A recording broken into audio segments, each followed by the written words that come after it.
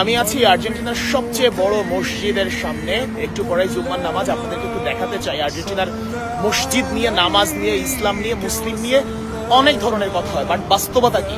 এখানে কি নামাজ চাইলেই যে কেউ পড়তে পারে, আসতে পারে, কিংবা নামাজ পড়লে কোনো সমস্যা হয় কিনা, এই ব্যাপারগুলো আসলে আমাদের দেখাটা খুব জরুরি। প্রত্যেক বাংলাদেশি মুসলিমের এটা দেখাটা খুব জরুরি। তো আমরা আপনাদেরকে সেটাই দেখাবো। তার আগে একটু মসজিদটা ঘুরিয়ে দেখতে চাই, মসজিদটা আসলে কেমন। আমার চেহারা দেখে এত বেশি তো লাভ নেই, মসজিদটা দেখাতে হবে। আর আমি শেখ আশিক যুক্ত হয়েছে আপনাদের সঙ্গে আর্জেন্টিনার রাজধানী বুয়েনোস আইরেসের সেন্ট্রাল মসজিদ থেকে। দেখাই, ঘুরাই ক্যামেরা।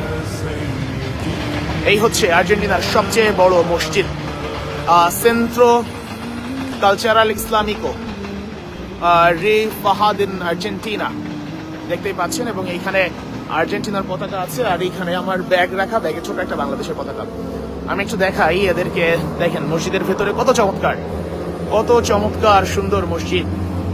পানির ফোয়ারা চলছে এবং আস্তে আস্তে করে একটার সময় জামাত, এখানে 1 ঘন্টার মতো বাকি আছে না জামাতের।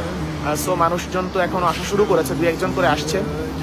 দেখতেই পাচ্ছেন পানির ফোয়ারা চলছে। মসজিদ এল ইসলামো এল রিজিয়ন দি আমর, এটার অর্থ কি আমি নিজে জানি না, গুগল ট্রান্সলেটারে দিলে হয়তো বা পাবো।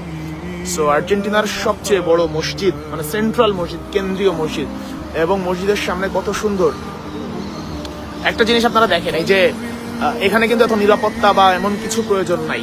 নর্মালি মসজিদ আছে, যে যার মতো নামাজ পড়তেছে। এখান থেকে বোঝা যায় কিন্তু এখানে নামাজ, মসজিদ, ইসলাম নিয়ে কারো কোনো চুলকানি নাই, কোনো ধরনের চুলকানি নাই। খুবই চমৎকার জায়গা।